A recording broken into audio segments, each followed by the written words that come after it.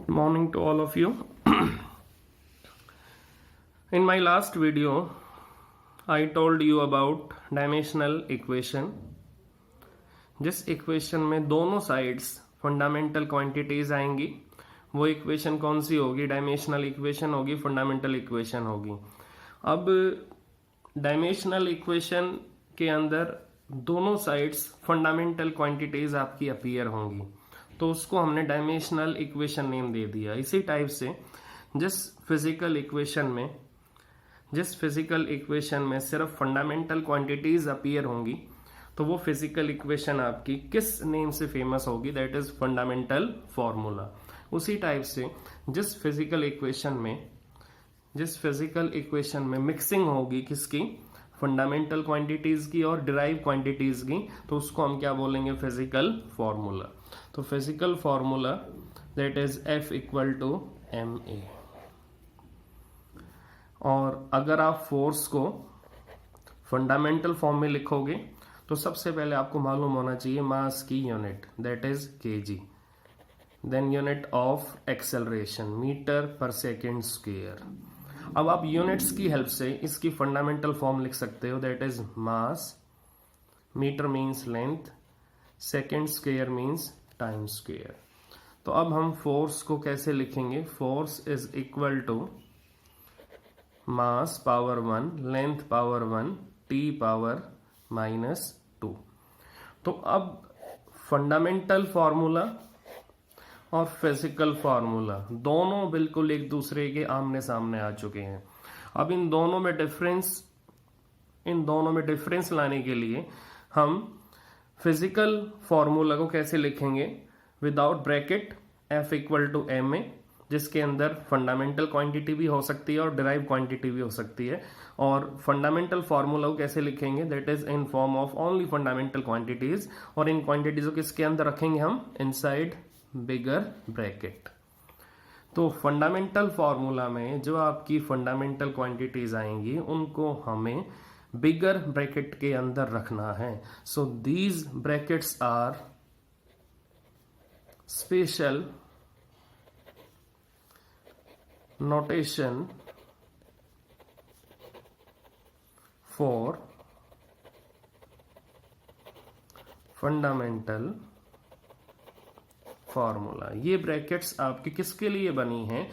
ये ब्रैकेट्स आपकी fundamental formula को, डायमेंशनल फॉर्मूला को एक स्पेशल अपीयरेंस देने के लिए बनी है, एक स्पेशल नोटेशन देने के लिए बनी है कि हमें ये मालूम चल जाए कि ये आपका रिलेशन फंडामेंटल फॉर्म में है।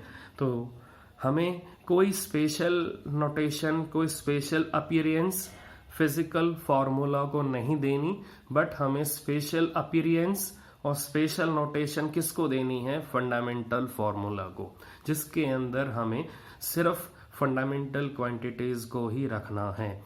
Now in mechanics, do you know meaning of mechanics? Mechanics means the branch of physics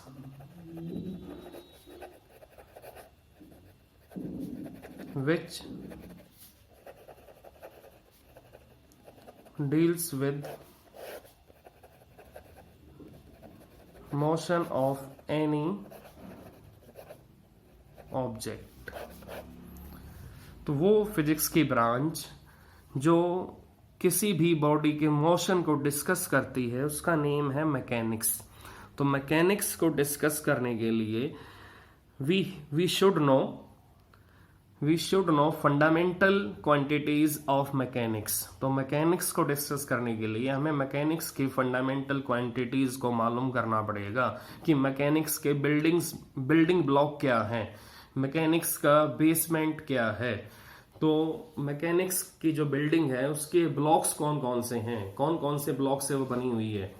तो मैकेनिक्स के फंडामेंटल क्वांटिटीज क्या हैं? That is mass, length and time. तो मैकेनिक्स के बेसिक एलिमेंट्स, मैकेनिक्स के basic building blocks क्या क्या हैं? Mass, length and time. तो मैकेनिक्स को अगर आपको डिस्क्राइब करना है तो मास, लेंथ और टाइम की आपको हेल्प लेनी ही पड़ेगी। इसका मीनिंग मैकेनिक्स के अंदर अगर वेलोसिटी है, एक्सेलरेशन है, मोमेंटम है, फोर्स है, वर्क है, एनर्जी है, इन सब को अगर आपको एक्सप्लेन करना है then we should know mass, length and time. तो अगर मास, लेंथ और टाइम अगर आपको मालूम है तो आप मैकेनिक्स के अंदर वेलोसिटी को, एक्सेलरेशन को, स्पीड को, फोर्स को, मोमेंटम को इजीली एक्सप्लेन कर सकते हो। तो अब ये तो डिसाइड हो गया कि मैकेनिक्स आपकी किससे मिलके बनी है, मास, लेंथ और टाइम। जो मैकेनिक्स के बेसिक एलिमेंट्री सब्सटेंसेस कौन कौन से हैं, mass, length and time. So basic substances, basic elements of mechanics are mass, length and time. तो मैकेनिक्स में जितनी फिजिकल क्वांटिटीज हैं उन सब के बेसिक एलिमेंट्स क्या क्या होंगे, मास, लेंथ एंड टाइम। तो मैकेनिक्स के अंदर हर फिजिकल क्वांटिटी किससे मिलके बनी है, मास, लेंथ और टाइम। इसका मीनिंग मैकेनिक्स में हर फिजिकल क्वांटिटी के बेसिक एलिमेंट, फंडामेंटल क्वांटिटीज कौन कौन सी होंगी, mass, length and time. Okay, so right now we should know the dimensional formula of different physical quantities of mechanics। तो सबसे पहले हम मैकेनिक्स की जो फिजिकल क्वांटिटीज हैं उनका डायमेंशनल फार्मूला लिखेंगे और उनको स्पेशल नोटेशन देंगे, that is bigger bracket. Okay, तो write down serial number, name of physical quantity and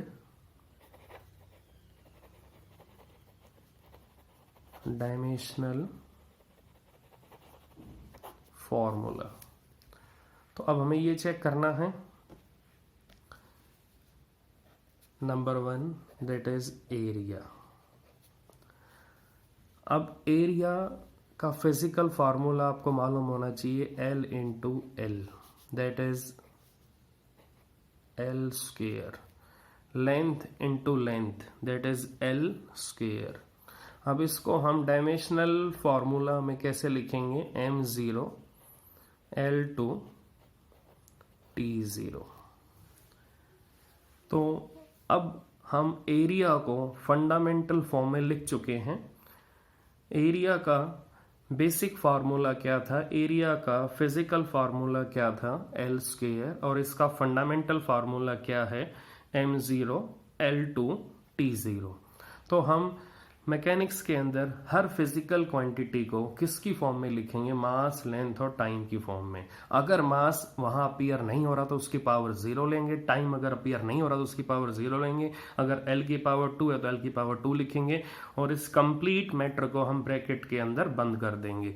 now that appearance, that notation is for dimensional formula और fundamental formula। तो इस टाइप से हम किसी भी फिजिकल क्वांटिटी का मैकेनिक्स के अंदर डायमेंशनल फार्मूला या फंडामेंटल फार्मूला इजीली लिख सकते हैं।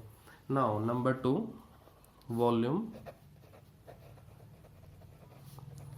वॉल्यूम का physical formula L into L into L, that is L cube. अब इसका dimensional formula that is M0 L3 T0। तो मैकेनिक्स के अंदर हमें मास, लेंथ और टाइम इन तीनों को शो करना है। इसका मीनिंग मैकेनिक्स को अगर हमें एक्सप्लेन करना है, मोशन को हमें अगर एक्सप्लेन करना है, किसी भी बॉडी के मोशन को एक्सप्लेन करना है, then we should have knowledge of mass of body, distance traveled by the body, and in how much time he traveled that distance। तो टाइम, लेंथ और मास अगर हमें मालूम होगा तो हम उस बॉडी के मोशन को इजीली डिस्क्राइब कर सकते हैं। Now number 3, density. अब डेंसिटी का physical formula mass upon volume. अब मास का डायमेंशनल फार्मूला m और वॉल्यूम का डायमेंशनल फार्मूला है L क्यूब। तो अब हमें इसको प्रॉपर वे में लिखना है, m L minus 3 T power 0। It means density के अंदर मास की पावर 1 है, लेंथ की पावर -3 है और टाइम की पावर 0 है। तो इस टाइप से हम डेंसिटी का डायमेंशनल फार्मूला या फंडामेंटल फार्मूला निकाल सकते हैं। Then number 4, force ma। तो अगर हमें किसी भी फिजिकल क्वांटिटी का फिजिकल फार्मूला मालूम है तो हम उसका इजीली डायमेंशनल फार्मूला निकाल सकते हैं। तो बेटा आप सबको फिजिकल क्वांटिटीज के फिजिकल फार्मूले लर्न करने पड़ेंगे। अगर आपको फिजिकल फार्मूला मालूम हो, अगर आपको किसी फिजिकल क्वांटिटी यूनिट भी मालूम हो, तो आप डायमेंशनल फार्मूला लिख सकते हो। तो या तो आपको यूनिट्स मालूम हो, और अगर आपको यूनिट्स नहीं मालूम है तो आपको फिजिकल फार्मूला मालूम होना चाहिए। Then after you are able to write down the dimensional formula और fundamental formula of that physical quantity. तो अब F इक्वल टू ma को हम फंडामेंटल फॉर्म में कैसे लिखेंगे? m for acceleration unit are meter upon second square. So meter upon second square meaning meter means length, upon second square means time square. तो अब इसको प्रॉपर फॉर्म में कैसे लिखोगे? m1 L1 T power -2। Now we have given dimensional formula of 4 quantities, that is area, volume, density and force। तो हमने इन quantities के dimensional फार्मूले आपको बता दिए हैं। तो आपने स्टार्टिंग से क्या अभी डिस्कस किया था? Dimensional equation, then physical formula, fundamental formula, और मैकेनिक्स का मीनिंग वो फिजिक्स की वो ब्रांच जिसमें सिर्फ मोशन डिस्कस होता है। तो मोशन को डिस्कस करने के लिए we need mass, length and time. इसका मीनिंग मैकेनिक्स को बनाने के लिए आपके बेसिक एलिमेंट्स क्या क्या होंगे? मास, लेंथ और टाइम। इनके मिलने से मैकेनिक्स बनेगी, नहीं तो मैकेनिक्स नहीं बनेगी। Then after our next quantity for dimensional formula, that is number 5, momentum। अब मोमेंटम का सिंबल होता है P और इसका फार्मूला होता है product of mass and velocity. तो अब इसमें क्या होगा? Product of mass and velocity. तो इसका डायमेंशनल फार्मूला कैसे लिखोगे? मास के लिए m, वेलोसिटी की यूनिट बोलो क्या होगी? Meter upon second. Meter means length, second means time. तो अब इसको डायमेंशनल फार्मूला की फॉर्म में कैसे लिखोगे? m1 L1 T -1। तो इस टाइप से हम डायमेंशनल फार्मूला मोमेंटम का लिख सकते हैं। नंबर 6 क्वांटिटी आप ले सकते हो एक्सेलरेशन ड्यू टू ग्रेविटी। ये नेम आपने 9th क्लास में स्टडी किया होगा, that is small g। Small g की बोलो बेटा यूनिट क्या होती है? Meter upon second square. तो इसका डायमेंशनल फार्मूला क्या बनेगा? L upon T square, that is m0 L1 T -2। तो ये डायमेंशनल फार्मूला है एक्सेलरेशन का। एक्सेलरेशन किसी भी टाइप का हो उसका डायमेंशनल फार्मूला क्या बनेगा? LT -2। तो एक्सेलरेशन चाहे पॉजिटिव हो, एक्सेलरेशन चाहे नेगेटिव हो, एक्सेलरेशन चाहे 0 हो, एक्सेलरेशन किसी भी टाइप का हो तो उसका डायमेंशनल फार्मूला क्या बनेगा? m0 L1 T -2। एक्सेलरेशन का physical formula v - u upon T2 -T1। तो हम मालूम होना चाहिए वेलोसिटी में से अगर वेलोसिटी माइनस होगी तो आंसर किस में आएगा? वेलोसिटी में ही आएगा। इसका meaning metre upon second minus metre upon second upon second minus second. तो metre upon second minus metre upon second, क्या आंसर आएगा? 0 मीटर अपॉन सेकेंड। नीचे भी क्या आएगा? 0 second. Numbers are not in the category of fundamental quantities. तो अब numbers को आप हटा दोगे तो ऊपर क्या मिलेगा आपको? Meter upon second. नीचे क्या है? सेकेंड। तो क्या बना? Meter upon second square. It means L upon T square. It means m0 LT -2। तो इस टाइप से हम एक्सेलरेशन कितने भी टाइप्स के हों तो उनका डायमेंशनल फार्मूला सेम चलेगा, that is m0 l1 t-2. Now next number 7, that is relative density. That is relative density. अब relative density का फॉर्मूला 9th क्लास में आपने पढ़ा होगा, density of substance upon density of water. अब density of substance का meaning m1 L minus 3 T0. Now density of water m1 L minus 3 T0.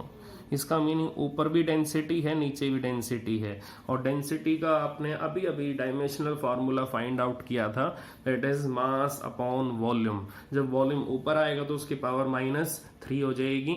It means now m से m cancel हो जाएगा, L से L कैंसिल हो जाएगा, L की power -3 किससे कैंसिल होगी, L की पावर -3 से कैंसिल, T0 भी कैंसिल. इट मीन्स रिलेटिव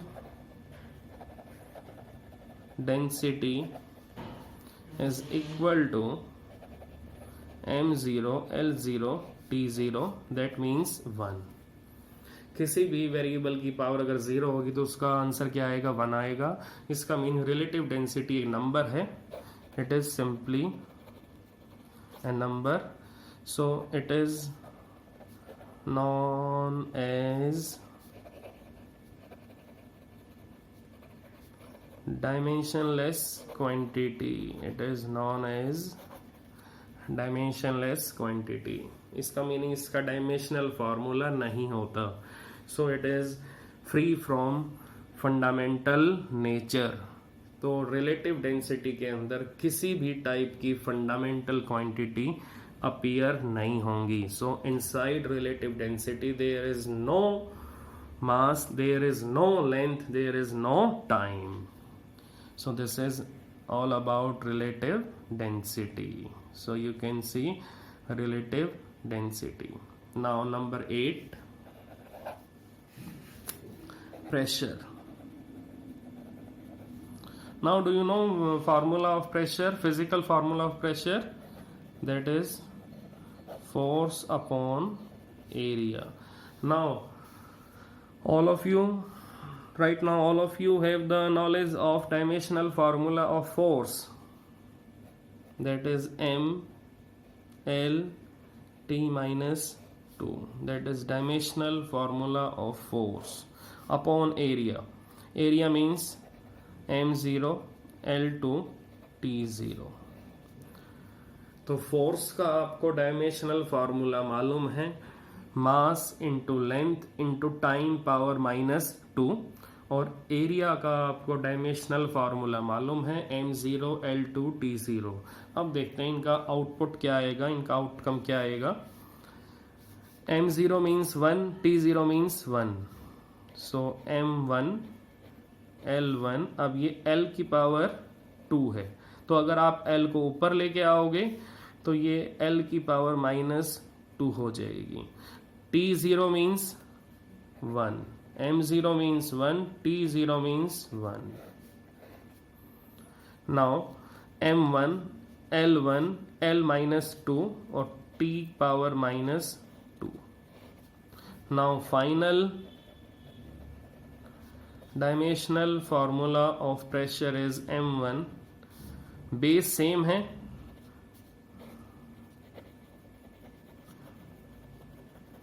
अगर बेस सेम है तो पावर ऐड हो जाएंगी. 1 -2 को ऐड करोगे तो क्या आएगा, that is -1 T-2. That is fundamental formula of pressure. इसी टाइप से आप फार्मूला निकाल सकते हो स्ट्रेस का. स्ट्रेस का भी सेम फिजिकल फार्मूला होता है, फोर्स अपॉन एरिया, और सेम आंसर आएगा m1 L-1 T-2.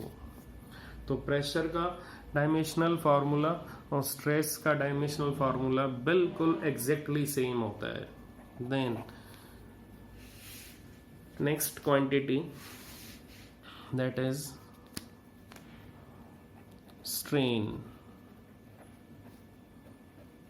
स्ट्रेन का फॉर्मूला होता है चेंज इन लेंथ और change in dimension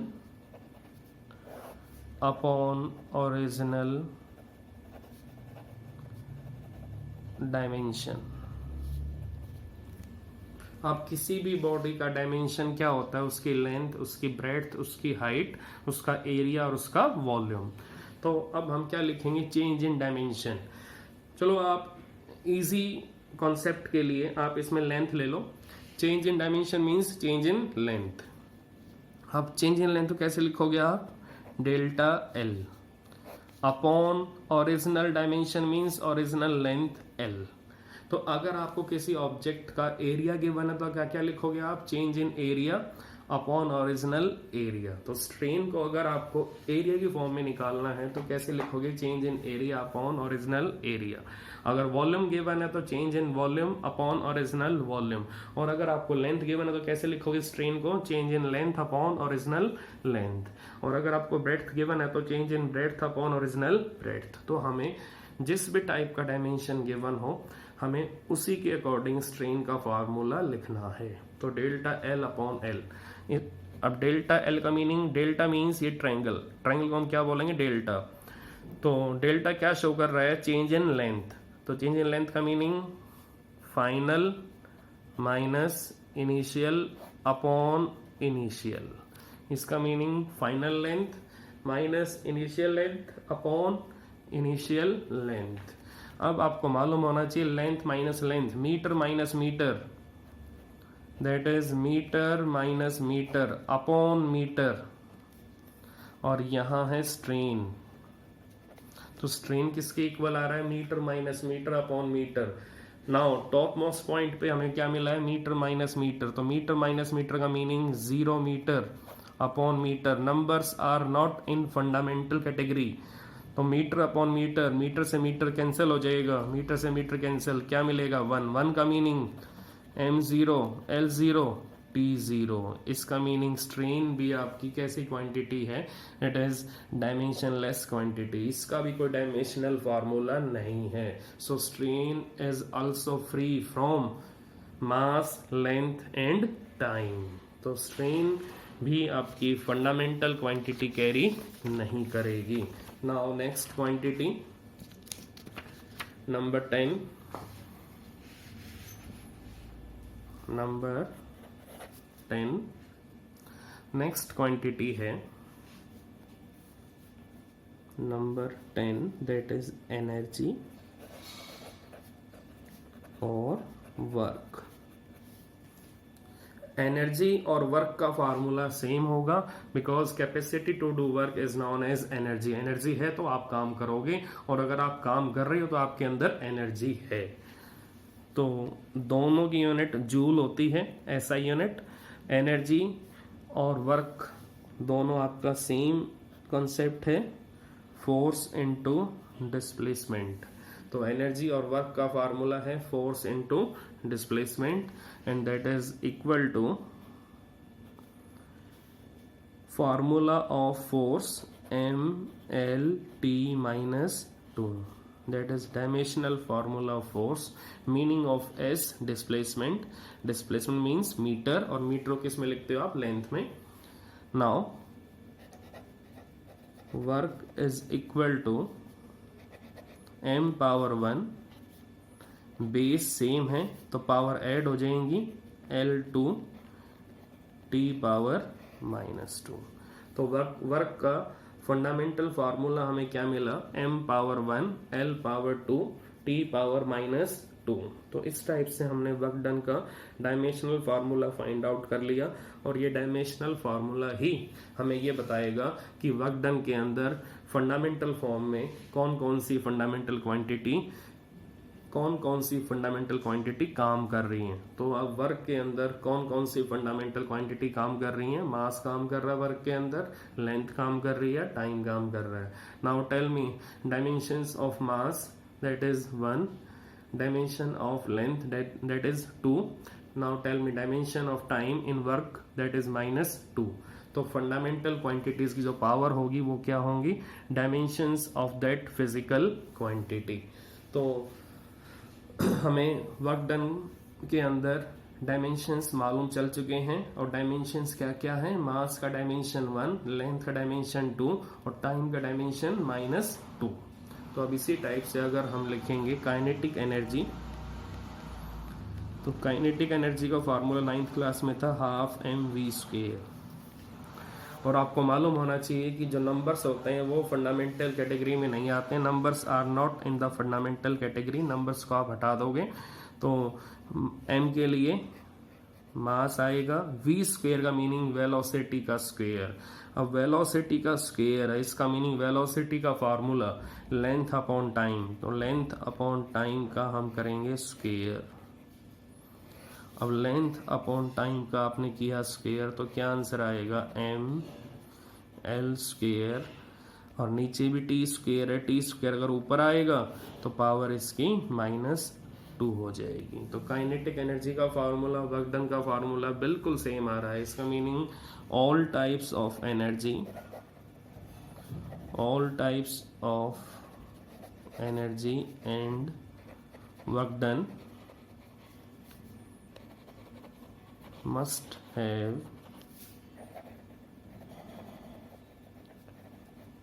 dimensional formula, that is ml² t-2। तो हमने अब इस लेक्चर में 10 फिजिकल क्वांटिटीज का डायमेंशनल फार्मूला निकालना सीखा है। तो अब आपको अपने आप प्रैक्टिस करनी है और आपको और फिजिकल क्वांटिटीज का फार्मूला अपने आप डिराइव करके देखना है, और फिर उन्हीं फिजिकल क्वांटिटीज का आपको डायमेंशनल फार्मूला लिखना है। तो पहले आपको फिजिकल क्वांटिटीज का फिजिकल फार्मूला होना चाहिए, then after you are able to find out fundamental formula.